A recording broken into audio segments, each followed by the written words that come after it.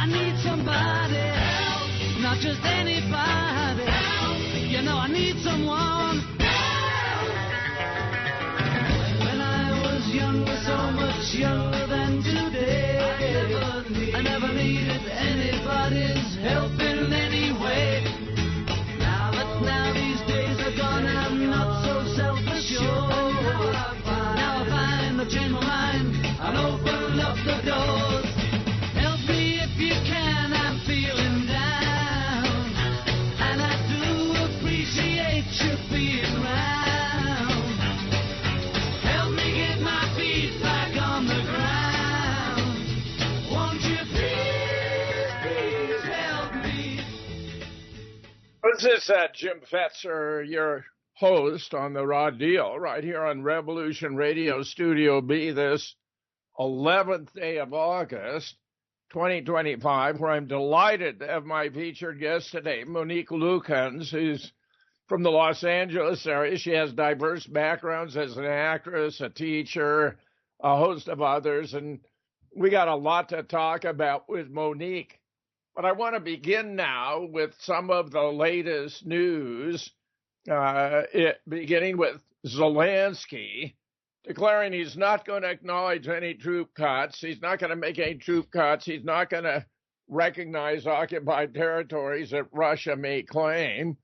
Ukraine will not agree to reduce its army or recognize Russian occupied land in future peace talks, he declared. Our priority is a strong military. No reductions, only modernization. Hal Turner observes, he again seals the fate of his entire country, it seems to me personally. And unless he agrees to Russia's terms, it's clear to most people Russia will simply continue to smash Ukraine till it either surrenders or no longer exists. I think this man is either detached from reality or suicidal or both. Good estimate. Meanwhile, Trump stuns by claiming the U.S. is in direct nuclear talks with Ukraine. In a surprise statement, Trump has declared he's been holding direct talks with Iran for a big meeting involving high-level officials this coming Saturday. The declaration was unexpected, given that as recently as this weekend, Iran reported it would not hold talks with Washington so long as maximum pressure remained in place. Tehran has rejected the very idea talks could happen while Trump threatens to bomb Iran. The other surprise is context. Trump made the observation while hosting Prime Minister Netanyahu in the Oval Office. The Israeli leader has applauded Trump's return to maximum pressure, has hinted that Israeli military action may take place if Iran is perceived as pursuing a nuclear bomb, a fantasy Netanyahu has been promoting for 30 years.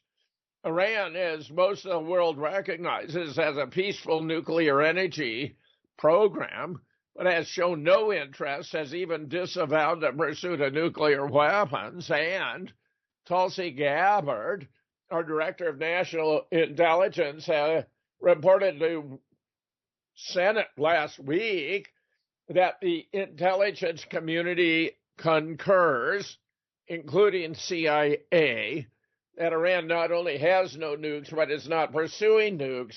So it's ludicrous for Trump to be talking about attacking Iran to stop a non-existent nuclear weapon project. But of course, that's just what Bibi Netanyahu would love.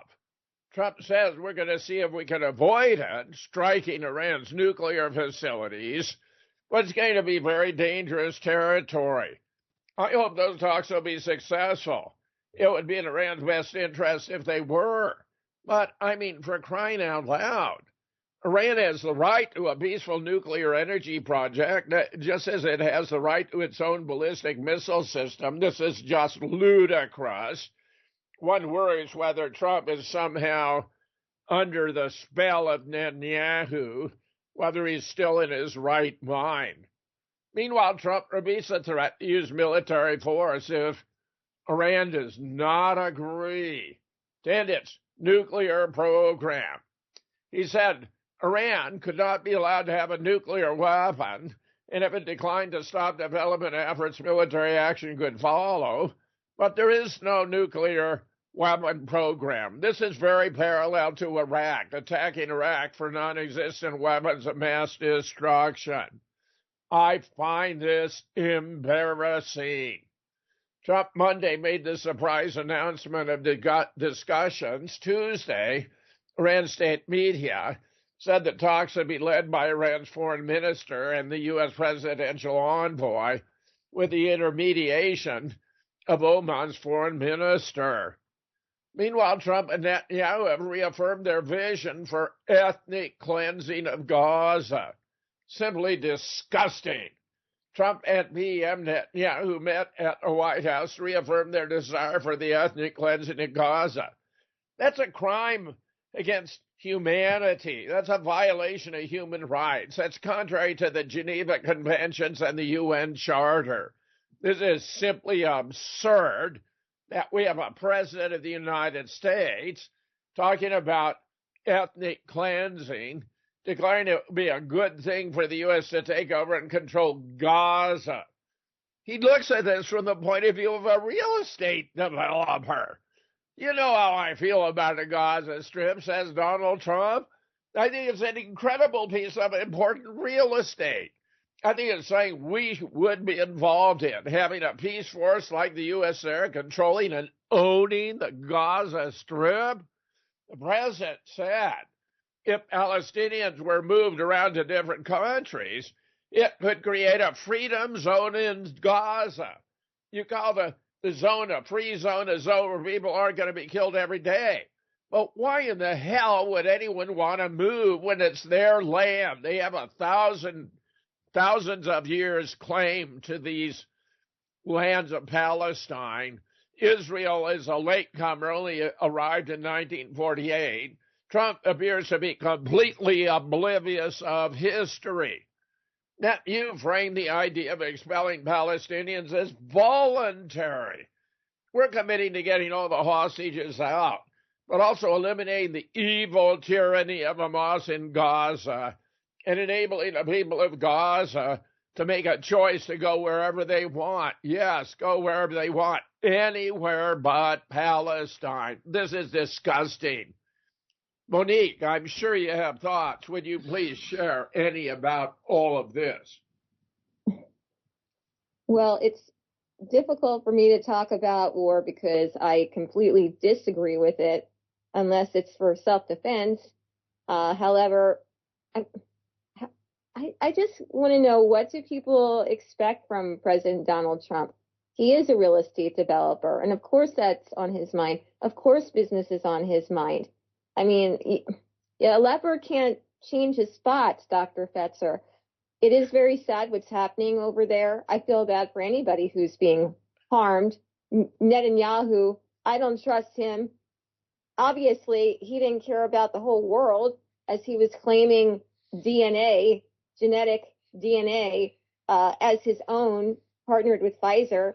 He said that. He was collecting it off of those PCR tests, everyone. Hopefully you didn't take one. I had a doctor shove one up my nose. Yes, battery. I did report him. But anyway, moving on. I did see that catchy AI, if you would, cartoon about the Trump Gaza. Did you see that, Dr. Fetzer? Tell us about it. Oh, well, it is. I love dance music, electronica music. So I did like the beat, but the scenes in it were, it's about the Gaza Strip being taken over by Trump and being turned into a beautiful place. But what was controversial about it is this AI Trump is dancing with this woman. I guess maybe she would be considered a belly dancer. She has a G-string. She's wearing it, so you see that.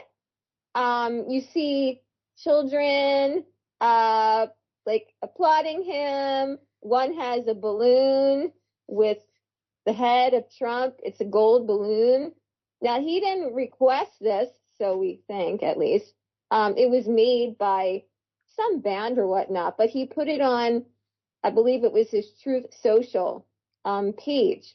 So I kind of think that I was mixed about it. In one way, I thought, okay, he wants to see light and love and peace come to this area. At the other, on the other hand, Trump Gaza and like with the woman and the children and like it was completely commercialized. And I thought, not in such good taste. So that's what I wanted to put out there. Regarding the Iran I'm not so comfortable though, Dr. Fetzer, with them having that. I will admit, I remember when Obama and them were negotiating, and I don't know what to say. I guess any country, if we're able to have them, then other countries should be able to have them. But I'm not in support of this. You can kill a massive amount of people. Anything could kill people, but particularly that. But Monique, Tulsi reported to Congress that Iran does not have nukes and is not seeking nukes. So how can we justify attacking Iran for a non-existent program they don't even have? Well, I don't condone attacking them. Sorry about that. Regarding Tulsi, I really like her. In fact, I called with another colleague during the Bernie Sanders campaign, and he had just lost because of the whole cheating, remember, in the primaries with Hillary Clinton. She was very upset, her office, with the alleged Russian interference. And I remember calling over there to Hawaii and speaking to the staffer. And she was the vice president candidate with Bernie Sanders. But as far as her intelligence now, Dr. Fetzer, and obviously everyone makes mistakes, but with that whole signal debacle where information went out regarding attacks on what was the area now? I'm forgetting. What was the area? Yemen. The Houthis in Yemen. Yeah. Yeah, I mean, that was, that's a big deal. And as one person was saying, if you were in the military, you would be court-martialed. I'm not saying that she should not continue to hold that spot, but it is something to be cautious about. So I do not have full trust in her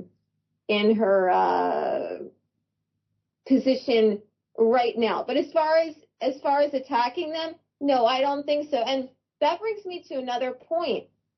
You and I both feel, well, I'm not exactly sure why. You seem to think it's because President Donald Trump has been, he had assassination attempts prior. I'm talking, everyone, about the Butler, Pennsylvania, July 2024 alleged assassination attempt. And we both believe that it didn't happen as people think that it did, because we didn't see any blood on his hand when he touched his ear, which he states that he saw when he touched his ear. So, I mean, unless he was all rattled up in the brain, that did not happen the way he said it. But there was a guest that you and I had spoken to, and he believed that fake assassination was created because he or his people wanted to put blame on Iran. And this guest, now I can't remember his name, but he was fit to be tied, saying like, I can't believe this. If he's going to do this. So I'm just wondering if the two are linked. Do you know what I'm talking about, Dr. Fetzer? Well, I've seen no ties to Iran, though. Of course, I have long since explained why I believe the attack in Butler was a staged event, that there was a real plot to take out Trump, but that he learned of it and flipped the script. And part of the evidence of a real plot is that there were shorts placed on 29 million Donald J. Trump stock. Now, a short is a wager on the market that a stock is going to drop in value. And if it does, you make a lot of money. Well, if Trump were assassinated, obviously the stock would drop in value dramatically. So I'm convinced there was a real plot, but he got access information, flipped the script, and turned it to his advantage. Meanwhile, they tell you the Houthis attack ships, but they never tell you why. Caitlin Johnston has explained. They won't tell you why, because they don't know. They legitimately do not know it's a blockade aimed at halting Israel's genocide and atrocities in Gaza, that all attacks ceased when the ceasefire between Israel and Hamas was in effect. They have no idea Ansar Allah, the more formal name for the Houthis, only announced the Red Sea blockade would resume after Trump and Netanyahu collaborated to sabotage a ceasefire and resume starving Gaza. That they hadn't even resumed the attacks yet when Trump began bombing them. Remember, Yemen is the only Arab state, actually the only state in the world that's declared war on Israel. They're seeking to defend the Palestinians. They're only interdicting Israeli ships, but they try to confound the public by suggesting Trump's attacks on Yemen are because they're interfering with shipping as though it were a general phenomenon and not specific to their declaration of war. Here's Greg Mobeer, for example, tweeting, "My latest piece in Mondo Vice, Yemen is acting responsibly to stop genocide, and the U.S. is bombing them for it. Indeed, even the UN has confirmed that the Houthis are acting in accordance with international law. They, meaning the public, do not know the Houthis succeeded in causing an 85% reduction in shipping to Israel's port, Eilat, putting effective pressure on the Netanyahu regime to end the Gaza Holocaust. They do not know Trump's reason for bombing Yemen is the same as Biden's, because the U.S. empire believes it should be allowed to back Israel genocide with no consequences or resistance of any kind. Honestly, I believe Donald Trump has become the puppet of Bibi Netanyahu and that he basically is dictating our foreign policy. They don't need to know why Trump is bombing Yemen. All they need to be assured in a confident-sounding tone is the people he's bombing deserve to be bombed. As long as they receive that assurance, they don't ask any further questions. They don't even bother with a few seconds of research. All they care about is supporting whatever Trump and his pundits tell them to. All that would have to happen for the Houthis to permanently stop attacking ships would be for Trump to use the immense amount of leverage he has over Israel and force Netanyahu into a permanent ceasefire. He could just cut off the funding, the bombs, the weapons that are being used to slaughter the Palestinians. That's how he could make himself into the president of peace, Tulsi has said he is, instead of another disgusting warmonger advancing all the long-standing neocon war agendas his political faction pretends to oppose. That's all it is, pretending. They're all phonies and frauds. A bunch of George W. Bush Republicans LARPing as Ron Paul libertarians, bleeding human livestock, cheering for every act of mass military slaughter they're instructed to cheer for. Monique, your thoughts? I'm going to keep my thoughts very limited, Dr. Fetzer, because I was looking up who said the information about Iran and the false flag with Donald Trump. That would be Fred Corbin. So a note that I had made was the reason for the false flag was due to a war with Iran.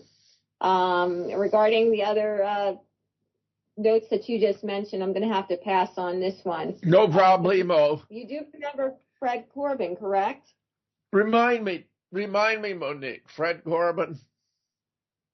Yes, Fred Corbin is down in the Caribbean. He was a guest of Edward. We had a Screen Actors Guild, Zoom, you, me, Rima, and him. I believe he's former military, Fred Corbin. That's Corbin, if the listeners want to look him up.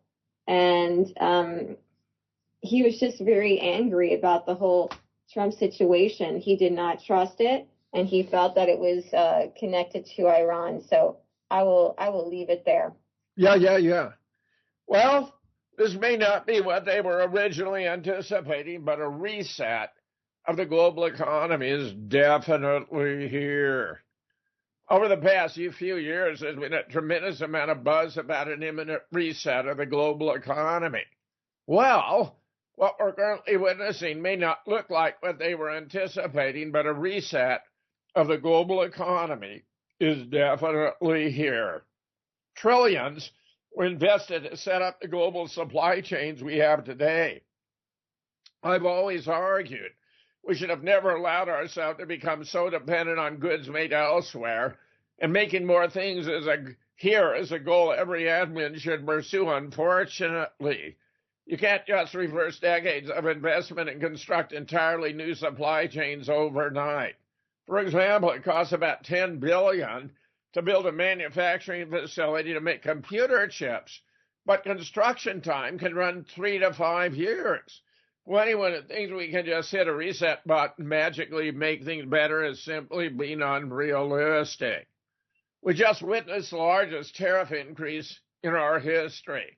Many companies that invest enormous amounts of money into global supply chains that were carefully calculated to give them a competitive advantage have just had their businesses ruined. At the end of last week, I wrote the global economy has already been moving in the wrong direction for quite some time. Now a massive amount of fuel is being poured onto that fire. I do not believe the global economy is going to be able to handle a shock of this magnitude. Wall Street was certainly not ready to have someone press the reset button. At this point, investors are selling fast and asking questions later. The tariffs have set shockwaves through global financial market, raising fears of a worldwide economic turndown and sharp price hikes across sectors of the world's biggest consumer market. The Trump admin may be playing chicken with trading partners, but market participants aren't willing to wait around. They're selling first and asking questions later. Hopefully, you were able to get out of the market before the carnage began. Many are hoping Trump will reverse course after witnessing what's happened on Wall Street. But we are being told there's no turning back. Well, there has been a turning back. Now we have Mike Whitney reporting Trump concocted the tariff hoax to decouple with China. The Trump tariff extravaganza was never about trade deficits, he writes, reindustrialization or bringing jobs back to America. It was always about China. Now Trump has either eased or lifted tariffs on 90 other countries. We can see exactly what's going on. Trump is using the tariff smokescreen to implement his decoupling policy, a strategy designed to isolate, encircle, and eventually crush the People's Republic of China. I just add easier said than done. That's the motive driving the policy. The tariffs are just means to an end. Here from CNN. President Trump announced a complete 3-month pause on the reciprocal tariffs that went into effect at midnight, with the exception of China. A stunning reversal from a president who insisted historically high tariffs were here to stay. But enormous tariffs will remain on China, the world's second largest economy. In fact, Trump said they'll be increased to 125% from 104% after China announced additional retaliatory tariffs against the United States. China is being targeted because China's meteoric rise in explosive growth has made it a threat to America's global hegemony. That's why China has entered Washington's crosshairs by imposing prohibitive 125% tariffs on Chinese exports. Trump is indicating the era of integrated markets in a globalized system is over. The world's being redivided into warring blocs by wealthy capitalists in the West who cannot compete with China's government-led model that controls the nation's critical industry and recycles massive profits back into vital infrastructure, education, R&D, and technology. The West, highly financialized market model that increasingly depends on skimming the cream off toxic securities and stock buybacks, meaning it's a fraud, cannot remake itself into a manufacturing powerhouse willing to compete with China on a level playing field. Instead, it must use its waning influence to jolt the system with unexpected fireworks display the tariffs that send shockwaves through the system and panic through the markets. These contrived speculations, bordering on economic terrorism, are all part of Uncle Sam's repertoire, used to subdue the opposition and maintain Washington's tenuous grip on power. Meanwhile, Senate Republicans were relieved after Trump paused the tariffs. The news he was easing up on most tariffs reached a luncheon of Senate Republicans Wednesday, and they reacted with relief cheers and smiles. Captain George Moran will be back Monday. You can stay by.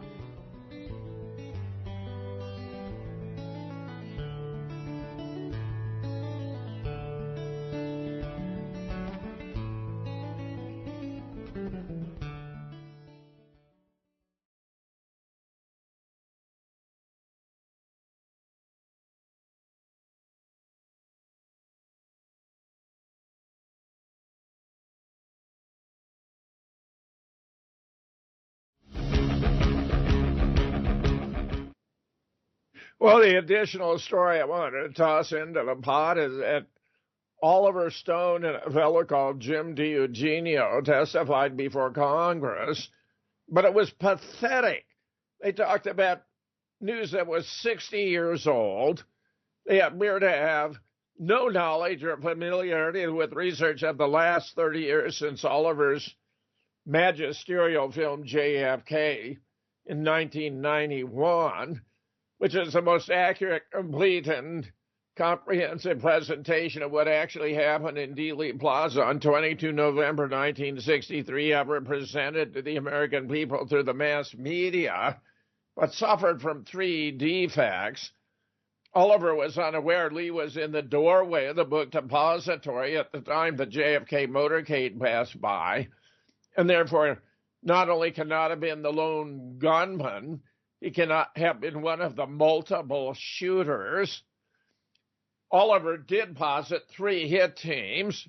It turns out the actual number, believe it or not, is 8, as I can explain. And he did not realize the home movies of the assassination, especially the Zapruder, had been extensively edited and revised to black out a blowout at the back of the head and to remove a limousine stop. That occurred after Jack had been hit twice. It's fascinating. They mention none of the above. If you want to refute the Warren Commission, which claimed there were only 3 shots from above and behind, all you have to do is go back to Malcolm Kilduff, acting press secretary, announcing the president's death while pointing to his right temple and saying it was a simple matter of a bullet right through the head. But neither Oliver Stone nor DiEugenio could make even that obvious observation. They appear to be unaware that the afternoon of the assassination, 2 wounds were being widely discussed on radio and television in detail. Not only the wound to the right temple, which is reports of which were attributed to Admiral George Berkeley, the president's personal physician, but a wound to the throat, that a small, clean puncture wound that Malcolm Perry, MD, reported 3 times to have been a wound of entry. The bullet was coming at him. So if you put together the 3 shots that were reported by the FBI and the Secret Service that day, a shot to JFK's back, a shot to Connolly's back, a shot to the back of the head of JFK, killing him, with the 2 shots that were from the front, the shot to the right temple and the shot to the throat, you actually have 4 of the 5 hits on JFK none of which were filed by Lee Oswald. The shot to the back was fired from the top of the county records building by a Dallas deputy sheriff. The shot to the throat was fired from inside the triple underpass by an Air Force expert. The shot to the right temple, to the back of the head, was fired by an anti-Castro Cuban in the Daltex. The shot to the right temple was fired by a mafia hitman from the intersection of the triple underpass and the picket fence. There was an additional shot to the side of the head by the Israeli shooter that David Mantik has exposed in his latest book. We can find an article of mine about it on UNZ.com under the heading, New Book Nails How JFK Was Taken Out in Dallas. They talked about there being a blowout at the back of the head, but seemed to know no more than that the Parkland doctors had reported this fist-side blowout. They didn't mention that in Bethesda, Commander Humes, who was in charge of the autopsy, took a cranial saw to the skull of JFK and enlarged the wound to make it look more like something that could have been an effect of a shot from behind if he were leaning forward. They didn't observe that the HSCA, when it was reevaluating the medical evidence under the leadership of Michael Baden, who's also the fellow who conducted a review of the autopsy of Jeffrey Epstein, whom we now know is alive and well, performed his magic by reconstituting the back of the head. I mean, it is simply outrageous. And where, as on NBC, when the reports began to trickle in about these three shots having been fired from above and behind Frank McGee, who's nobody's fool, says, this is incongruous. How can the man have been shot from in front? The two shots they were reporting the whole afternoon from behind. Meanwhile, just last night, Stu Peters featured me in a response to the congressional testimony by Oliver Stone and DiEugenio and gave me 21 minutes to discuss where I reviewed all of the above.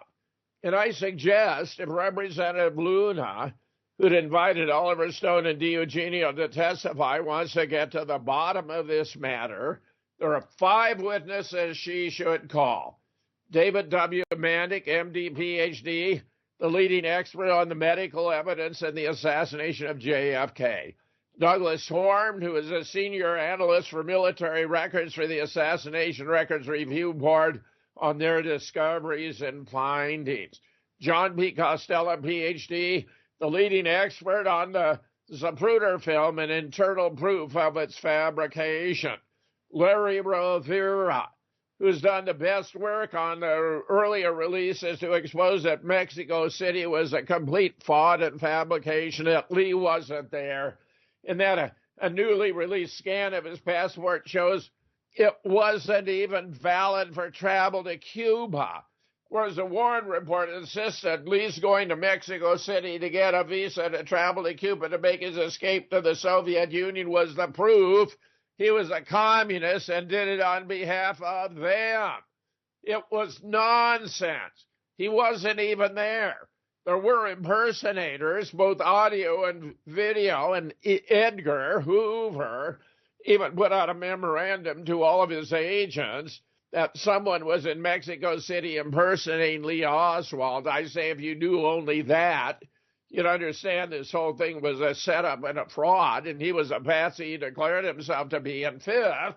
Myself, leading expert on who was responsible and why. So anyone who's so disposed, send a note to Representative Luna that's where she should go if she wants to get to the heart of the matter of what happened to JFK. Monique, I welcome your comments on any of the above. Well, I saw you on Stu Peters. Like he said, it was a lot to intake. Outside enjoying the nature. When you said it was coming from 8 different places, I was pretty stunned on that. There was one question I had. You didn't mention, so far as I know, the driver of the car. Did he have anything to do with this, or was that doctored up?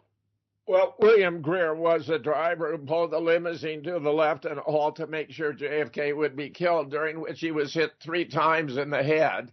That had to be excluded from the film because it was a little too obvious about how JFK had been taken out. There are those, even including William Cooper, who mistakenly believe that Greer turned and shot JFK. But looking from the rear of the limousine, Greer, the driver's in the left front, JFK in the right rear. If Greer had shot JFK, his brains would have been blown out to the right rear. Instead, they were blown out to the left. Greer did not shoot JFK, but I understand why many have supposed. He also wasn't shot by a Secret Service agent accidentally from the security vehicle following him, nor was he shot by Jackie, which is perhaps the most preposterous theory of them all. Jackie loved Jack. When she's climbing out of the limo, by the way, she's going for a big chunk of his skull and brains, which he held all the way in her hand to Parkland. And after they pried his moribund body out of her arms and she collected herself, she entered trauma room 1, turned to the anesthesiologist, Pepper Jenkins, extended her hand and asked, "Will this help?" It's so sad to me.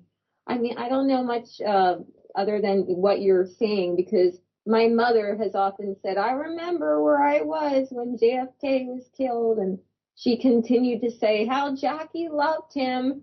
I was in a play myself some years ago that was about Marilyn Monroe. So, I mean, I did a little bit of research, and there were a lot of inconsistencies with Marilyn Monroe's death. Like there was a suppository in her, along with the alcohol. There was glass on the other side of the window. Now, I'm not remembering if it was the outside or the inside, but just like you're saying, it wouldn't make sense the way the official narrative was, where the glass was placed. It was interesting, too, that it was talked about how the mob may have done it. She went out to Las Vegas to meet Frank Sinatra. She certainly had a lot of boyfriends. But back to JFK. Now, one other thing about JFK. Is this true, Dr. Fetzer, in your research? Did he used to go to nude beaches? Because that was in the research of the director and writer of this play that I was in. Did he used to like to do that? That is unfamiliar to me. But there's a fascinating book out there called Once Upon a Secret by a young woman who became an intern. She was only 17 years old at the time and was seduced by JFK. And she writes about their relationship. It's utterly fascinating. I just ordered it from Amazon, Once Upon a Secret. In relation to Marilyn, you're on the right track in part, although she had dalliances with Jack and appears to have had a rather impassioned affair with Bobby. Yeah. And it was far more serious with Bobby than with Jack. She appears to have been taken out by the mob. If you go to Marilyn at Rainbow's End by Darwin Porter, you have what I take to be exactly what happened. It's a wonderful book. You learned a lot about the stars at the time, Sinatra, Marlon Brando, James Dean, and a host of others, not to mention Marilyn, where Sam Giancana was worried that Marilyn was going to spill the beans. She was threatening to have press conferences, going to say something she didn't want him to say. And he instructed Johnny Rosselli that she should be taken out, but she should feel no pain. So Rosselli chloroformed her, and she was given a barbiturate suppository, which brought about her death, but she felt no pain. So you're on the right track. And I say that's a wonderful book. If anyone's interested in Marilyn and her death, I highly recommend Marilyn at Rainbow's End by Darwin Porter. Continue, Monique. Oh, yes. If anyone's interested in the play, It was called Marilyn, My Secret, the reimagined version that I was in. And it actually won an LA Weekly Pick of the Week. LA Weekly is a newspaper, free newspaper out here. Another thing that was interesting about JFK, I don't know if I want to call it interesting actually, is he had a lot of STDs. And that did not fare well with me because I thought, wow, that's really wrong. He would have brought that all back to Jackie. Did you read about that? No, I'm unaware of that, Monique. By the way, you asked previously about establishing the number of shooters. Remember, you had the Secret Service and the FBI concluding there'd been 3 shots with 3 hits, Jack in the back, Connolly in the back, Jack in the back of the head. Well, none of those were fired by Lee Oswald. The shot in the back was fired by the deputy sheriff. That's 1. The shot to Connolly was fired by LBJ's hitman. That's 2. The shot to the back of the head was fired by anti-Castro Cuban. But there were also 3 shots from in front. There was a shot to the throat. That was fired by the Joint Chiefs shooter. There was a shot to the right temple that was fired by the mob shooter. There was a shot to the side of the head near simultaneous. That was the Israeli shooter. Plus the CIA guy was separate. He was on the grassy knoll. He had a pistol. He had the easiest shot, but it would have hit Jackie. They were under strict instruction. Jackie must not be harmed. So he pulled his shot. It went up in the grass opposite the knoll, and it was picked up by a Dallas police lieutenant and never seen again. And then that's 7. Then we had the Fed shooter who was by the tree on the grass opposite the knoll. You wouldn't even think there was a position there for him to conceal himself. Well, I've seen 2 photographs, 2 different photographs of him standing holding his rifle in the possession of 2 different JFK experts. That's number 8. So it turns out that each of the sponsors had their own shooter, and it was very analogous to like Murder on the Orient Express. I mean, it was ingenious, and it appears that Lyndon, the plot originated in Los Angeles in 1960 when LBJ lost the nomination at JFK. It appears he recruited Allen Dulles to put all the parts together, and Dulles did a brilliant job. There's a book about it called The Devil's Chessboard by David Talbot. It talks about the machinations of Allen Dulles. It's a fascinating story how it all fits together. So Lyndon. How long did it take after it was all complete, from the start to the finish? That whole plan, the assassination plan. Well, it began in Los Angeles in 1960 to November 22nd, 1963. 3 years then. Yeah, roughly. Yeah. Wow. Okay. It's just amazing. Live by the sword, die by the sword. I guess that was the philosophy of those who were involved in this, because if you get into that complicated web and you're preparing to kill someone, how do you know that it's not going to turn on you? Well, see, look, Lyndon was going to become the president. He could pardon anyone. He could ensure no one was going to be punished for participating in the assassination.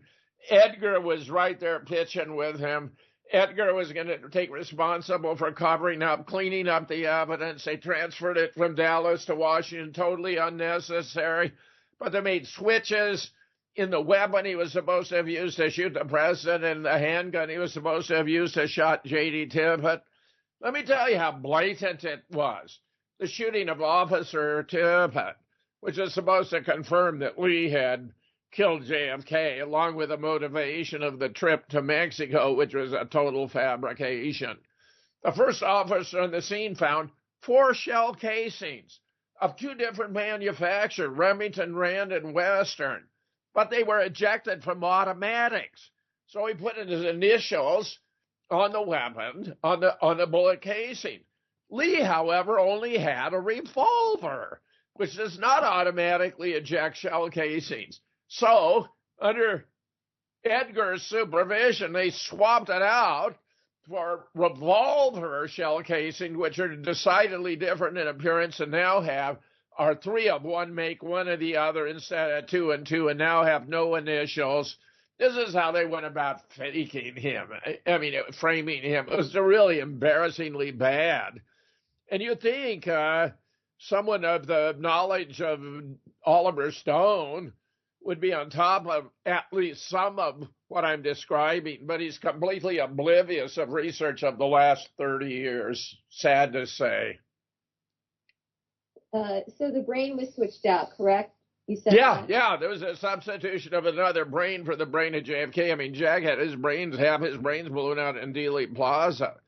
But they have diagrams and photographs of a brain that shows a virtually complete brain. And you or I could draw that conclusion, but it was that of the World Authority on the Human Brain, Dr. Robert Livingston, MD, who is also an expert at wound ballistics, where his statements are already in my very first book, a collection of expert studies, Assassination Science, published in 1998. So I now have 4 books. That book, Murder in Dealey Plaza, 2000, The Great Zapruder Film Hoax, 2003, and then more recently, Confirmation of Lee in the Doorway of the Limo Stop, and who were the shooters. Because I can't believe that I was perhaps the first to really get serious in trying to track down who each of the shooters were. Though there were earlier books, like Noel Twyman has a wonderful book called Bloody Treason. He was realizing the best plan with the optimum success would bring about the mafia joining with the military, joining with Lyndon Johnson, who'd bring in Edgar Hoover, and they could make it all happen. And roughly it happened by Lyndon initiating and confirming with the assistance of Allen Dulles, putting together this elaborate plan for an Air Force general by the name of Ed Lansdale appears to have been responsible for positioning the shooters and determining the sequence of shots. One thing that Stu had said, I don't know if you picked up on it, that I was kind of shocked at right before you came on. He said, "We know you're a Jew," and I didn't catch so much what he was saying before. Was there something? I know you said there was an Israeli part coming at him, but why? What would make him say that? It appears he and another number of others are powerfully affected by a book called Final Judgment by Michael Collins Piper, who places a primary responsibility for the assassination on the Mossad. And Stu, I think prior to my presentation, was pretty much persuaded this has been an Israeli op, just as had been the attack on the USS Liberty, where Lyndon Johnson was also complicit, incidentally, to sink this American spy ship, blame it on the Egyptians so that America could nuke Cairo. That was the plan, but the ship wouldn't sink. So I think Michael Collins Piper has influenced a lot of people to think it was primarily an Israeli op. And if you think about Lyndon maybe having ties more ties with Israel, James Jesus Angleton, who was head of counterterrorism, wound up being buried with great ceremony in Israel. You know, there are arguments to be made about the role of Israel. As I account it, they were one of 8 shooters in Dealey Plaza. And while they may have had more proportionate influence on the course of events, I'm telling you, the plot began in Los Angeles. Here's what happened. Jack, meeting Lyndon, invited Stuart Symington to be his running mate, but he gave him overnight to think about it. Meanwhile, Bobby went by the Johnson suite to extend a pro forma symbolic gesture of inviting Lyndon to run, never imagining he'd have the least interest. Lyndon, to his surprise, jumped on it, threatened to expose that JFK had Addison's disease, wasn't expected to live a long, healthy life, and among his dalliances was a beautiful woman who turned out to be a spy with East Germany, and that if he were not on the ticket, then any legislative proposal set down by the White House would be dead on arrival, because as a powerful majority leader of the Senate, he'd bottle them up. Jack and Bobby tried to figure a way out, but Lyndon had them boxed in, and they had to accede to his demand. When one of Johnson wealthy bakers learned this, he burst into the Johnson suite cursing and swearing, because now LBJ would help JFK become president. Bobby Baker took him into a bedroom, explained what they had in mind. He came out all smiles, saying he thought that was an excellent plan. Bobby would later declare in public JFK would not live out his first term and would die a violent death. And in the course of events, Lyndon sent his chief administrative aide, Cliff Carter, down to Dallas to make sure all the arrangements were in place for the assassination. Well, these are not people I would want to hang out with, Dr. Pepper. I mean, I feel so bad for the United States people that they were duped and they lost someone who was doing good for the country despite his extramarital affairs. Yes. His girlfriends were involved in this, Dr. Fetzer?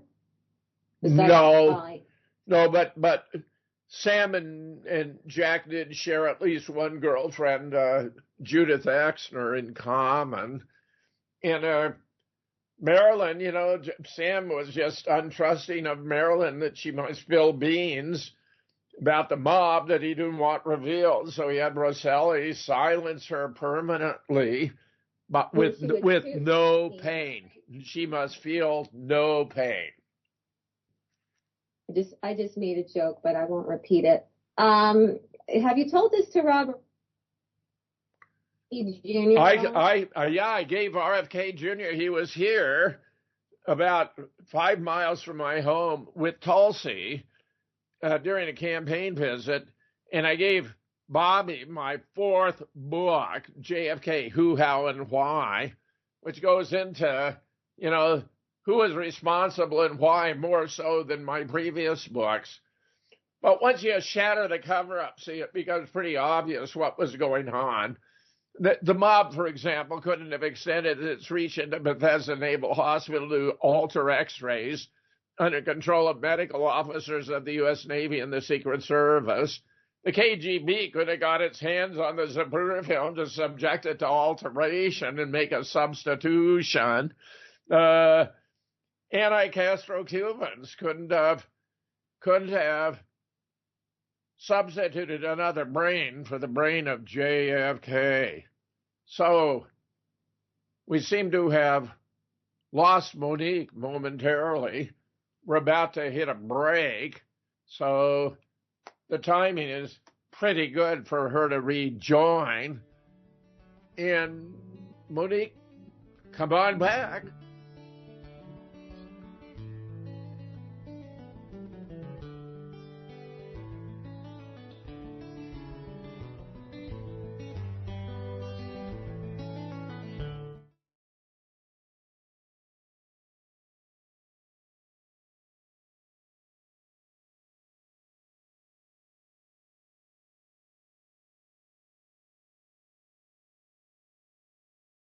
Just delighted to have Monique back. We reconnected. I just mentioned, Monique, you mentioned this idea about sexually transmitted diseases. I'd be very surprised if Jack ever had any. I mean, he wasn't dallying with hookers. These were very elegant women, for example. But I got to add, he does not appear to have been a great lover. For example, Angie Dickinson said that her affair with JFK was the greatest 15 seconds of her life. So, I think that's probably disinformation, propaganda. Books like that, they're trying to make it look as though, oh, God, he deserved what he got. When in fact it was these powerful interests who were trying to promote their own interests, except for the anti-Castro Cubans, who wanted retaliation, revenge for their false belief that he'd betrayed them at the Bay of Pigs when he'd made clear from the beginning that there should be no overt U.S. involvement in the attack on Cuba. All of it were for policy reasons. He was threatening to shatter the CIA. He had not invaded Cuba against the unanimous recommendation of the chiefs. He'd signed an above-ground treaty with the Soviet Union, contrary to their unanimous opposition. Now he was pulling our forces out of Vietnam, where they believed a stand had to be taken against the expansion of international godless communism. The mafia was upset because, while they may have had an agreement with Joe that if they helped Jack become elected, they'd lay off, Bobby was bringing more indictments and convictions than ever before in mob history. Yeah, the Texas oilmen were worried about his potentially cutting the oil depletion allowance, around 25% tax break on the specious ground that pumping oil out of the ground because it was a finite resource was putting themselves out of business.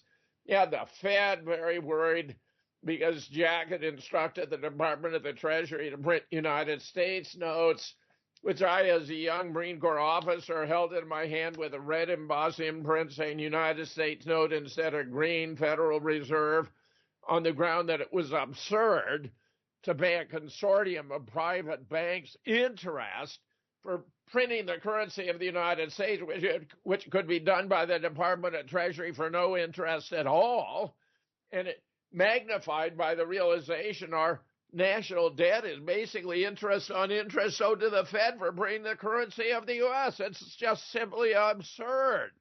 And then, of course, Israel, because Jack was at loggerheads with David Ben-Gurion, a founder and the first prime minister of Israel, over Israel's desire to acquire nuclear weapons, which Jack opposed, on the ground that it would ignite a nuclear war weapons race in the Middle East, where Ben-Gurion appears to have resigned in disgust after assigning Mossad to participate in taking Jack out. So, and then Lyndon had his own personal hitman. I mean, he had the most obvious motivation wanting to become president. He had Malcolm Mac Wallace, who killed a dozen people for Lyndon, including one of his own sisters, firing at John Connally in the mistaken belief it was Ralph Yarborough, where Lyndon and Jack had a huge argument that morning. Lyndon wanted to get Connally out in Yarborough, this liberal Texas senator he despised him, but Jack overrode him on the ground that the chief executive of the state should ride with the chief executive of the United States. And there wasn't time to get the word out, but it actually had the benefit of obfuscating the politics, because no one would have thought that Lyndon would ever put Connally, his dear crony and campaign manager, at risk. So it was all very circumstantial. But that's a big picture on JFK. Further question about him before we turn to other subjects? Yeah, actually, I do. But, I mean, it's kind of related. Go ahead. Within what happened. Well, it's so complicated that I'd like to know, with regards to other false flags where bodies are being switched or whatnot, like, how do you actually get people involved, like a medical coroner? That would totally go against their, I guess, oath. And what I'm specifically thinking about right now, you know that I was very adamant about getting to the bottom of the George Floyd incident. And the whole thing with him was, was he strangled? Was it fentanyl? Or was it nothing at all? Was he an actor? I mean, you and I, we saw that he had no legs. Yet our friend, our journalist friend, Miriam, she believes that this happened, not the full narrative. I mean, she did so much research. She mingled with these people. I mean, the one that he was sitting with in the car, the drug dealer. So let's go back to what you and I believe here, though. We saw no legs. So how does one switch the information and the body? What if there is no body? How does this happen? Because nobody believes that can happen. But what you just presented with JFK, of course it can happen. And how complicated was that? Go ahead. Well, yeah. I mean, it was made so complicated they thought no one would ever be able to figure it out. That was part of the planning. They spent more time on the cover-up than they did on the assassination by far, Monique. And just for the audience who may or may not be aware, the George Floyd thing appears to have been a completely staged event. He was put into the vehicle with his arms manacled behind him. And yet the next we know, he's lying on the street. His arms are in front of him. They're unmanacled. And he put into the car with a head of hair. He's lying on the street. He doesn't have any hair. It appears they use a Sigma 7 African-American airway training dummy on the floor for Officer Chauvin to kneel upon. And when they lifted it up to put it on a stretcher, there's no legs because the training dummy didn't have any legs. So I outed this. Nor in the ambulance. No legs in the ambulance either. Yeah, very good, very good, very good. So I outed this in a 2020, my Volkswagen conspiracy conference, a piece called Deception Galore, Faking Hate Crimes and More, where I used to talk about the Jussie Smollett in Chicago, which was totally amateurish, and the Bubba Wallace, fake news, which was just a pull rope for a garage door. I mean, check it out. You can find that on the internet at Jim Fetzer, Deception Galore, Faking Hate Crimes and More, to follow up about George Floyd specifically. And yes, it is interesting how Miriam, who seems to have invested so much effort in this, seems to believe that his death was actually real. Yeah. I mean, I wish her very well with the book, but I cannot get on point with that. We both see that. One other. Oh, I'm going to find what you just said, and I'm going to put my lectures on there. It's hard to keep track of this all, but I was really very adamant about it, and I thank you for allowing me to do those lectures at your False Flag conferences for, what was it, 2022 and 2023 is when I did George Floyd. And then this past one, 2024, I did on the Donald Trump one. And, oh my God, people were so angry with Donald Trump, saying that I was harming the movement.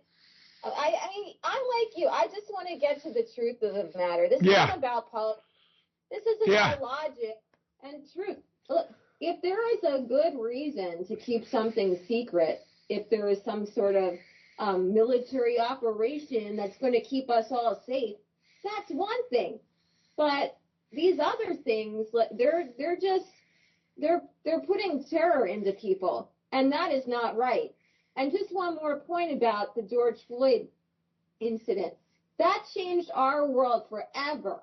I mean, people of color were angry. I'm still hearing in my employment the term white privilege. I just put in a harassment complaint because of that. How does that make an educator feel if you continue to hear that? I don't have white privilege with students. I see them as students. I see them as children, right? So why would you keep stating that to people that are trying to help? And I'm not saying that there's no racism at all. We know that. But we came so far above where we were, and then that incident happened, and then everything got squashed. And one more thing with regards to the Floyd case. Ben Crump, the attorney, I mean, he did witness swapping in Florida for that Trayvon Martin case. You're utilizing people that don't have the best reputations when it comes to ethics. And, in magazines, we're out of order. The siblings, like, this person was the sibling. Oh, this person was older. Oh, no, that person was younger. I never saw a hodgepodge of nobody knew who was who. And then some people could be like, oh, well, he had a lot of stepbrothers and sisters. No, it still did not equate. We saw pictures that didn't make sense age-wise when he was with his mom, when she should have been like not with the dad anymore. And she had other children that were named the last name of the former dad instead of the ones that she would have had them with. It just, Dr. Fetzer, it made no sense. And these magazines, they can't even explain it, including People magazine. I'm going to call them out because one of my truther friends did call. The person that answered was interested and then never got back. Why? Because he probably knows the truth.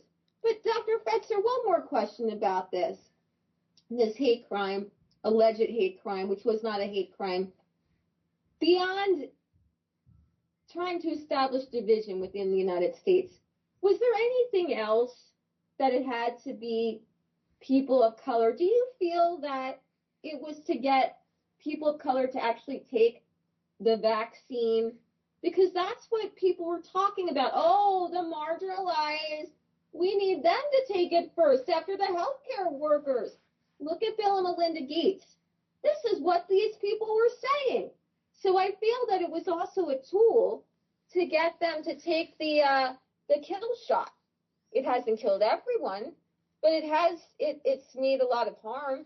I have 2 cousins now. It's very personal to me, who have passed away of cancer, aggressive cancer, and they were on the youngish side. Well, one got very depressed, and I won't go further.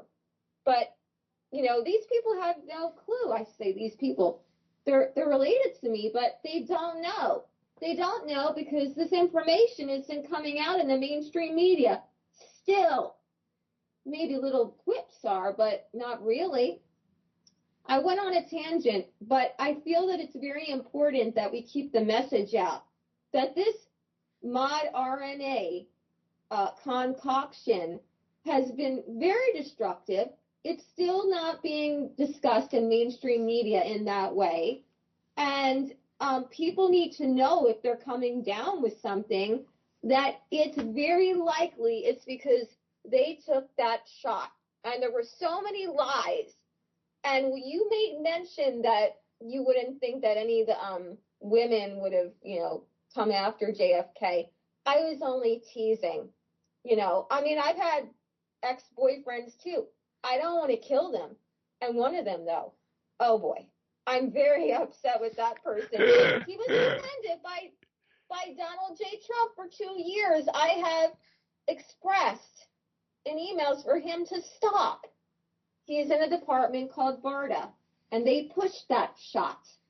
Yes, he was commended for warp speed, and his name will keep private. But anybody that was involved in that needs to be held accountable.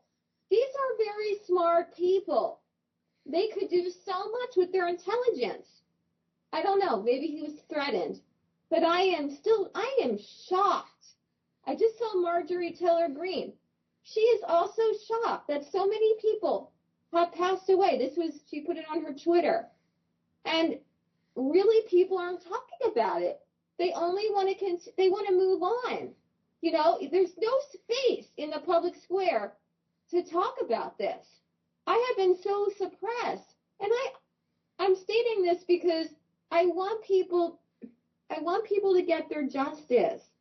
People have lost loved ones.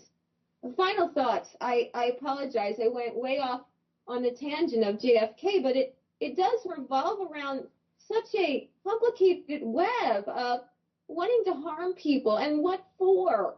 What for? So this Virus Law Group in Florida, they have now put out a criminal referral to several states on a whole list of people that were involved in this. Obviously, Anthony Fauci, but it's more than him. This was the national security, help me, Sasha Latypova has done a lot of writings about this, that it was their deal. So these other people were brought in, of course, Dr. Fauci, he holds a patent on this one specific HIV gene, which Indian scientists placed in their analysis back in January 2020 of the SARS-CoV-2. They put that one, that, I don't know, GP something, and he owns the patent to that. So I'm not saying he's not involved. He is. But the military did it, and we're not discussing that part. So I'll just conclude with anyone who did the right thing during this debacle, which has spanned for like 5 years now. I praise you. I praise you. I understand people were silenced, but if you did the wrong thing during this, you do need to be held accountable. You know, it just was very personal to me, Dr. Fetzer, because, you know, a few days ago, my cousin did pass away, and there was nothing that I could do. I'm so shocked that my family, most of my family members took this potion, and a lot of them went to Catholic school, and they're Catholic, and I went to Catholic school. My 6th grade nun said about the mark of the beast and the 666, and I know that, Dr. Fetzer, you're not religious, but I remembered that. I was either 11 or 12, and I remembered that.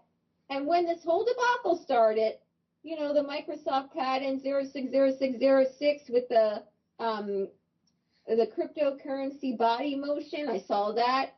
And I saw in public and on receipts, and I know that a lot of your listeners are going to think, oh, this is woo-woo. But this is my experience, people. I have seen number patterns. And by the way, I have a math degree too, everyone. I just have seen these number patterns since I was 22, double and triple numbers, and I was seeing that a lot. And I thought the 666, and I thought, we're in this time. Now, whether we were or not, that's for you to decide. However, I was seeing that. And being an ethical, religious, spiritual vegan, I did not want to touch that stuff. I also had seen the documentary called Vaxxed, which is a very sad documentary about children getting autism and whatnot. So, you know, anything with like human or animal contents in it, I'm not going to take. That's like cannibalism. It is cannibalism for animals too, in a way, if you're eating mammals or consuming that. But I need to put that out there, Dr. Fetzer, because, you know, we're just continuing to go on. But people need to be held accountable, and the group that's behind it, the Byers Law Firm. I'm so sorry, I'm on the soapbox now. No, you're fine. You're fine. Yeah, they have grieving groups. They're called the Fed or the former Feds. Anyway, I'm going to put that. I'll find it because this is very important for people to know. If you have any loved ones who have passed away because they went into the hospital and they put their loved ones on a vent, or they didn't take care of them, they didn't give them water, they didn't give them food, and they perished in the hospital. I mean, it pains me. You would go to this grieving group, and they're great. And now they're behind this criminal referral, and that is what we need. It's not about getting vengeance and anger and whatnot. It's just about doing the right thing. This was a worldwide genocide, and it needs to be put to rest. Thank you. Excellent, man. I think the big picture is it wasn't specifically targeting blacks. It was targeting Gentiles. I think this turns out to be rooted from the Rothschilds. They own much of the world. I think they want to own the whole world. And it's coupled with a Zionist political agenda where there's supposed to be one world government out of Jerusalem. But in order to make it manageable, they got to reduce the world population from roughly 8 billion to 500 million. And that number is even calculated based on the number of surviving Jewish supremacists, each of whom is going to have like 1,800 slaves. I mean, it's bizarre, but that appears to be what's going on here. And I can only say I'm very thankful that because Russia has prevailed in Ukraine, And Klaus Schwab has declared that the New World Order cannot move forward without Ukraine, that the project, the enterprise, appears to have been defeated, for which we have Vladimir Putin and the Russian Federation to thank. Because, the U.S. turns out to have been fighting the war from the beginning, that it was a proxy war with all kinds of U.S. commitment, U.S. weapons, U.S. intel, U.S. satellite surveillance, and all that. And in my opinion, Vladimir Putin has been incredibly patient with the United States here. But it's silly that, the Russians have 4 primary desiderata. They want to retain the properties, all the territory they've acquired, which includes the Donbass and Crimea and others. They want there to be no NATO for Ukraine ever. They want to be a demilitarization of Ukraine and a denazification, which may be the hardest. It's a very bad situation. But when Ukraine has lost over a million soldiers, the Russians 100 to 150,000. I mean, the Russians are absolutely prevailing. They could have been much more severe. But Vladimir Putin, for historical reason, because Kiev was the original capital of Russia, because there's so many Russians living in Ukraine, because he didn't want to destroy the infrastructure, he wanted to maintain the viability of being able to live in Ukraine, he has been kind and gentle about his pursuit of the war. Nevertheless, Russia has prevailed decisively. And if you go to any of the valid commentators like Colonel McGregor or Scott Ritter or Colonel Wilkerson, many of whom are featured by Judge Napolitano, you get a handle on what's going on, and including, of course, assessments of the situation in Israel with Gaza, the attacks on the Houthis, the planned attacks on Iran. We all need to be aware of all of this. And I'm doing my best with shows like this and others on RBN, for example, Authentic News 5 days a week, to report an update on the latest developments and offer my commentary on what to make of it all. I'm just tickled to have you here, Monique. You've made so many contributions in so many different ways, including to the Unified Los Angeles School District. And I just commend you.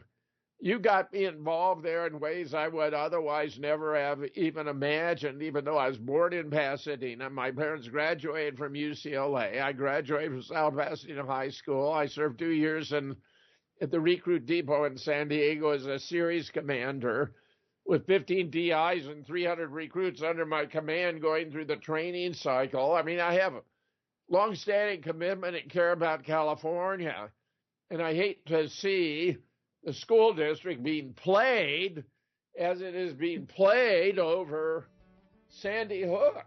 I mean, many of you see these ads for Sandy Hook Promise where you get one of the parents alleged and they show the photograph of their kid, except it was a FEMA drill where nobody died. When we return, I'm going to open the lines for callers and get Monique's further thoughts. Stand by.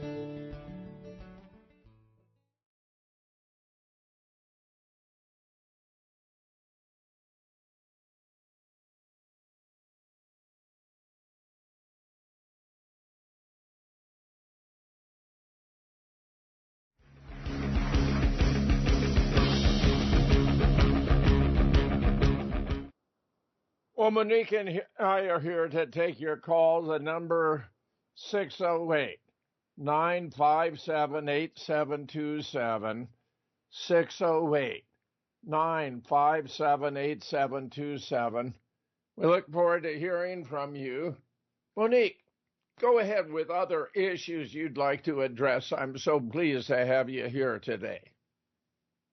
Thank you, Dr. Fetzer, for getting me on your show. I have so much to say, and I want to put out a few terms here that I just mentioned. So that is the VIRES Law Group. You can look into them, VIRES. And the group that has the grieving groups, it's called Former Feds Group Freedom Foundation. So to them, they urged the attorneys general of Arizona and Pennsylvania to launch criminal investigations into Fauci and other top COVID-era officials. The filings cite detailed evidence and testimony from over 80 victims and families. I'm getting this from a Substack, by the way. Who can I give credit to on this? The Vigilant Fox. Love them. Thank you. So they are alleging that deadly hospital protocols, denial of life-saving treatments, and systemic medical coercion led to widespread injury and loss of life. Here's who's named in the referrals: Dr. Anthony Fauci, Dr. Francis Collins, who's the former NIH director, Dr. Deborah Birx, former COVID response coordinator, Dr. Rochelle Walensky, former CDC director, Dr. Peter Hotez, Dr. Peter Daszak, Dr. Robert Redfield, which is interesting because I thought he was actually one of the good guys, hospital administrators in Arizona and Pennsylvania. The list of alleged crimes includes murder, involuntary manslaughter, negligent homicide, assault, kidnapping, emotional abuse, coercion, human trafficking, racketeering. I'm so sorry. It makes me emotional because I know some of the people that spoke about their loved ones. I'm sorry. Monica, this is all very, very touching and appropriate. We do have a first caller here from area code 501. Caller, just give us your first name, state, and join the conversation. 501. Gabriel from Arkansas. Oh, Gabriel, welcome. Yeah, go right ahead. Thank you. Your guest there, are they referring to criminal charges or civil? Criminal. So potentially, okay, well, potentially when will anyone actually be arrested? That I don't know, but like I said, the law firm who's in charge of this is called Byers Law, and she's out of Florida. She's been investigating for a few years now. She was involved with some hospitals down in Florida. I can't remember the system, maybe Adventist or something like that. But now she's with this group that has grieving meetings, if you would, every day of the week. And I've gone to the Monday and the Wednesday, and I've heard just horrible stories where, I mean, I have to have about a day to get out of my emotions. I feel I'm an empath because of what I've heard. So these people are behind it. I was giving the list of the other actions that they're going at: causes of action, coercion, human trafficking, racketeering, and terrorism. Here we go. Similar criminal referrals have already been filed in Florida, Louisiana, Texas, Missouri, and Oklahoma. At least 2 county-level investigations are reportedly already in progress. The legal terms say this is only the beginning. Their message is clear. If the federal government refuses to act, the states will. And then it says, will Fauci finally be held accountable? We can only hope so. One attorney behind his criminal referral, Rachel Rodriguez from the Byers Law Group, is spurring this on. So Rachel Rodriguez is the attorney. Good stuff, Monique. Go ahead, Gabriel. The problem is, that's good. The problem is that I feel like that the Trump administration should be initiating this process, and they're not. And my concern is that because to me, the Trump administration and Trump especially is complicit in this stuff. And so my concern is that it won't go. You agree? And so, and I'm sure Professor does. Yeah, I'm sure Professor does as well. So, of course, Gabriel. My concern is that it won't, may not go anywhere. It may be thwarted because of You the don't, you don't, Trump yeah, administration. Gabriel, you don't find out until you give it a shot, right? You got multiple states giving it a shot. So they're working for Well, I the state agree. level. It would be nice if the federal government were to take this on, but because, as you observed, of the complicity of Trump in his first administration, they may be reluctant to do it. So it may have to be forced. The issue may have to be forced upon them. So I'm sure you would agree it's worth the effort, even though there's no built-in guarantee of success. Yeah, and I would look at any ways possible to force it upon them. And also, Professor Fetzer, as far as you had 1 week ago today, you had a guest on, and the gentleman was an expert with these fires, these unnatural fires, and he didn't say that it was just Lahaina, Palisades, and whatever the other one was.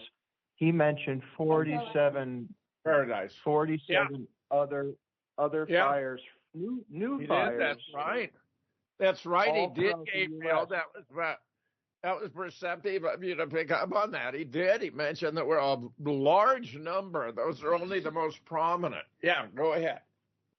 My point is that the fires are continuing, and that I think that Trump is complicit with the fires as well. I mean, something needs to be done.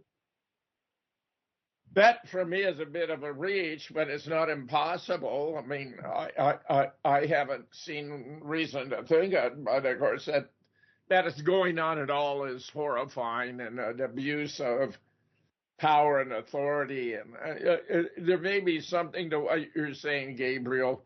Monique, would you like to respond? I do want to respond to Gabriel. I actually introduced that guest to Dr. Fetzer. His name is Paul, and let me refer you, Gabriel, to his website. It's MauiCommunityInvestigation.com. You can email him at info@MauiCommunityInvestigation.com. There's even a phone number, 808-264-3536. And I don't remember his last name, but you'll find him on there. And Gabriel, I was actually a part of those fires. Luckily, it didn't touch where I actually live, but I was able to see them. I smelled smoke in my area for about half a day. My internet was blown out. The wind was, never experienced anything like that. Door slam in the middle of the night. I want you to know, and everyone, I had experienced that mysterious fog that others have experienced around the country and even in Europe. So I have read. I did not smell anything chemically wise, or it looked like a real fog, but it was very mysterious. And I don't get fog where I'm at. I'm near the mountains, and the last time I remember fog was when Kobe Bryant had passed away, allegedly.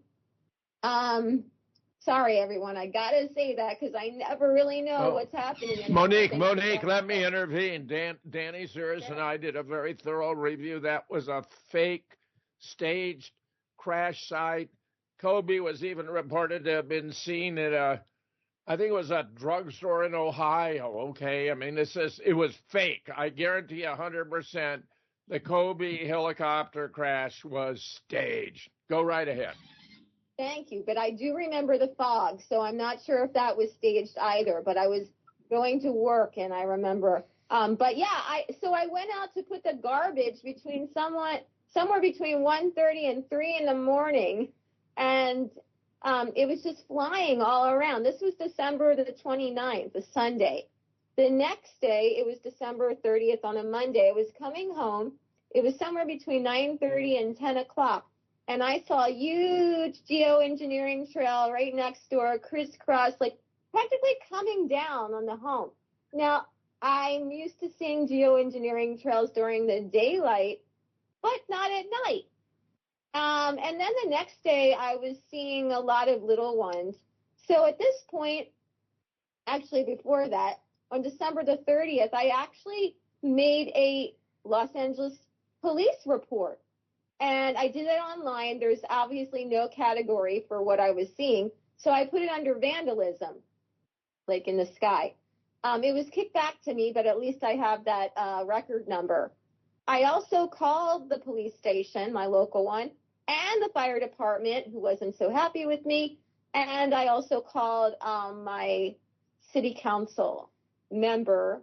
The staffer said he'd look into the airplanes and see if he could divert them, find out who was doing the geoengineering trails. Of course, they didn't get back until I continued to email during the fires, and he was unable to help. But that's all to say, all the information that I gave, no one's done anything with it. One of the people that is in a professional organization that I belong to, who could have done something to help the Maui people for soil samples, at least to give a little promotion.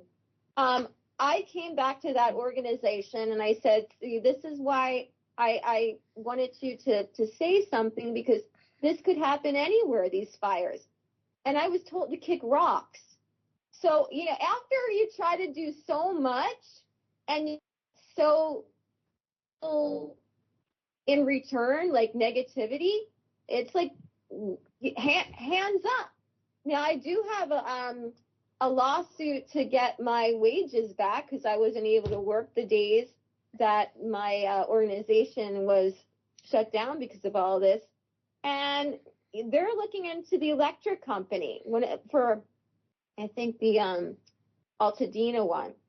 But you could see, Gabriel, if you see in footage, that there are trees burning from the inside.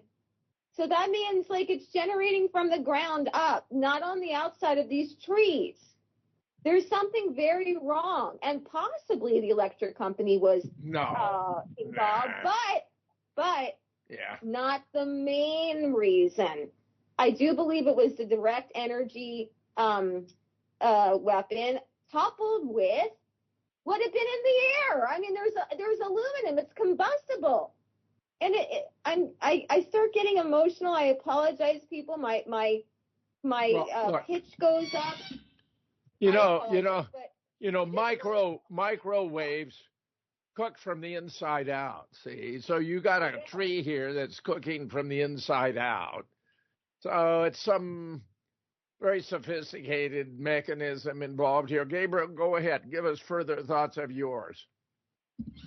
Also, we see the metal and the windshields and glass of some of the vehicles melted into liquid, which is abnormally higher than normal for a fire. Oh, sure. Yeah. No, these are not wildfires. These are directed energy weapon-induced fires or microwave weapon-induced fires. I mean, it's very nasty. And your suspicion, or Monique, that the government has to know is almost certainly well-founded. Almost certainly. So that's... I'm fascinated. Sorry, Dr. Professor, I'm fascinated. Oh, I'm sorry. Oh, I'm sorry. When Trump came to Los Angeles and he embraced, or he did something with Governor Newsom, it almost looked like movie-like. He did say this is like World War II, or like it's been bombed. Like he knew, Gabriel. It's like he knew the way he said it. But you're right. Like, what is he doing? I wrote him too. I went through his website. Was it White House or another site that he has? And maybe he will do something, Gabriel. But you're right. He is complicit at this point in these crimes against humanity with the COVID shot and the fires.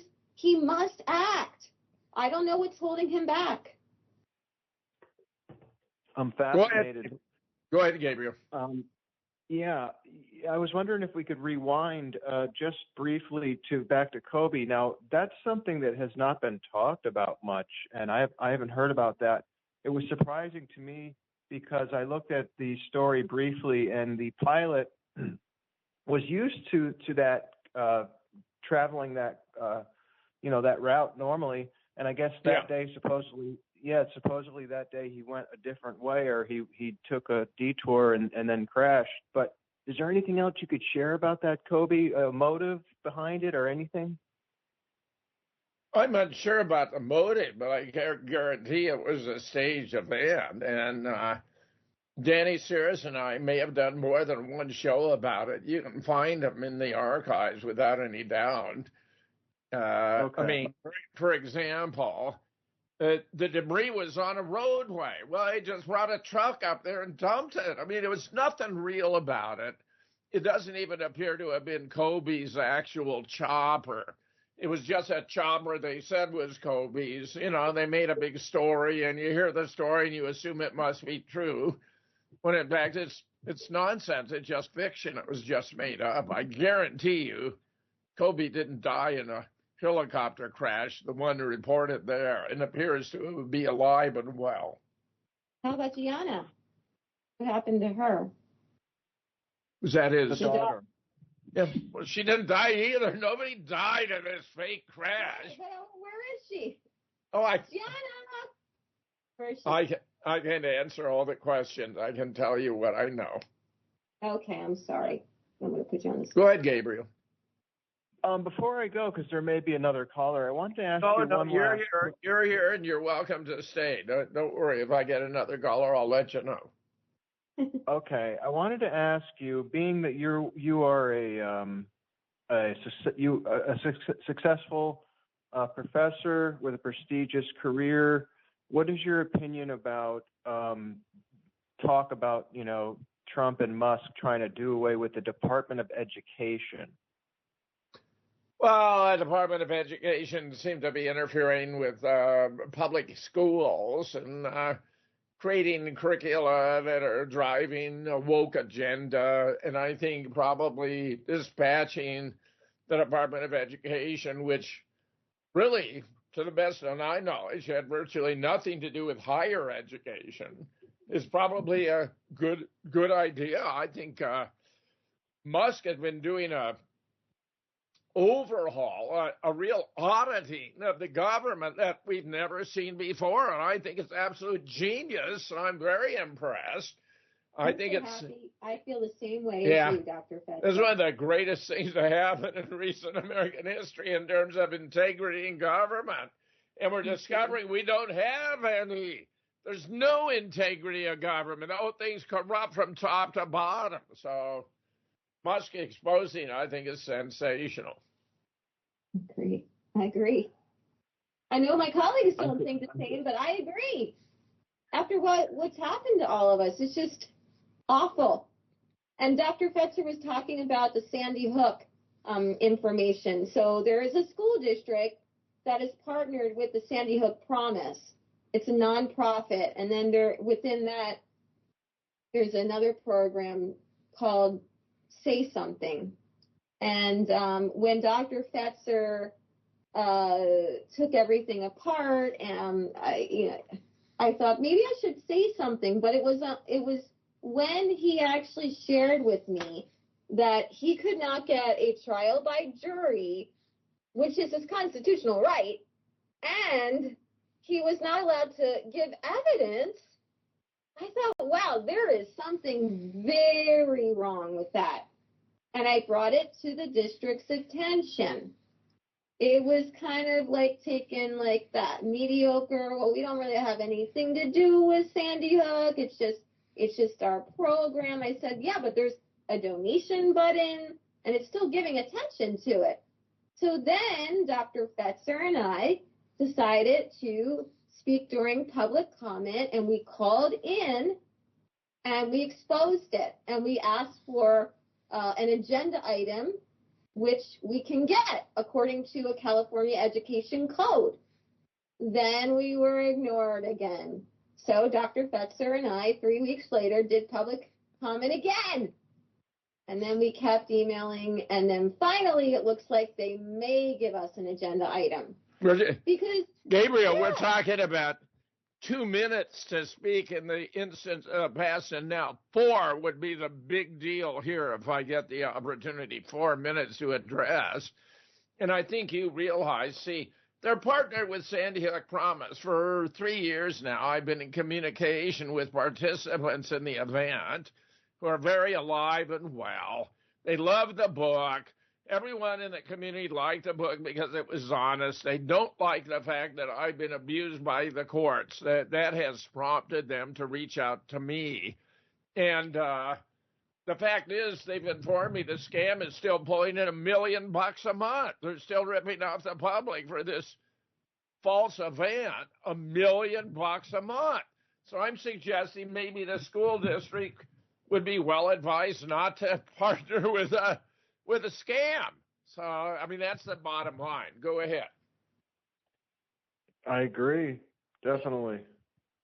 I've read your book, by the way. Support, if he does get that agenda item, that would be wonderful if you can maybe email him, Dr. Fetzer, because his email is public. But if you want to check out what we said, you can go on YouTube, look up LAUSD Board of Education, and they have their videos hosted there. I don't, because mine was taken out 5 years ago when I was forewarning people about the shot. Yes, March 2021. But you could go to the March 11th, 2025. Go 21 minutes in, and you will hear us. And then March the 26th, 2025, go in 2 hours, 40 minutes, and 7 seconds, and you will hear us. So, Gabriel, which edition of the book did you have? I've got PDF. Let's see. Oh, when I released it for free as a PDF. Very good, very good. Yeah, millions were downloaded, I've been told. When Amazon released it for free as a PDF, they didn't anticipate that. And you can see all the photographs in color. I think the PDF is wonderful. Oh, it is. It is wonderful. And Newtown, I've been there, and that is one of the nicer areas of the United States. And the idea that they, just like you said in the book, the idea that they would have children, especially in that community, going to this condemned school that has asbestos and lead and arsenic and all kinds of not wheelchair accessible, not in compliance with American for Disability, doesn't have the proper parking or signage. It was clearly not an operational school. Gabriel, it wasn't even an elementary school. It was a special needs school. They just put the word elementary on it, and it actually closed in 2006. In the book, we said by 2008, turned out 2006. When Eric Holder went down to Newtown and offered him $114 million to do this. Unbelievable. That's a lot of evidence you submitted. Now this was, when you look at it, it was actually a crime against the American people, especially that community, and because it's a scam. It's a money making scam as well. Yeah. Because they got money from FEMA to do it. And then on top of the money they got paid from FEMA, now they continue to collect from the charities. Yeah, fake charities. That's right. As I say, $1 million a month, they're still hauling in on this total fraud on the American public. But the community was in on it. You know, the community bought into it. And the residents who didn't want to partake, they left. They brought in synthetic families. I mean, the whole thing was quite an elaborate fraud, and I know a whole lot more now than I did when I published the book. Go right ahead, Gabriel. Give us some final thoughts. I just don't understand how they it's not easy. You know, they can't just be arrested and prosecuted. Why it's so difficult, what the big deal is. You know, I'm sure that there are plenty of law enforcement personnel who would gladly take part in that. No, I think you may be mistaken. I mean, it's got to do with jurisdictions. Connecticut was in on it. It went all the way up to the governor. You got the state police were in on it. I mean, the whole, it was massive. And the states benefited a lot.